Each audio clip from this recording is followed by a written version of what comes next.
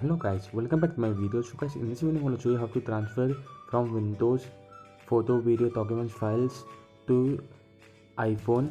Sometimes can't use USB to transfer files. So in this video I'm going to show you very easy method to transfer files. Open your Brave browser and open the website link Snapdrop, and after that you can see over here iPhone.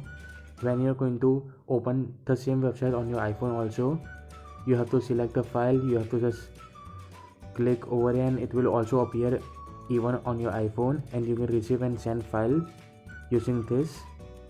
And after that, the second website is also the similar Snapdrop, the same process also over here. So guys, definitely you can send and receive the files very easily and very quick. So guys, that's all. I hope you liked this video. Don't forget to hit a like and subscribe.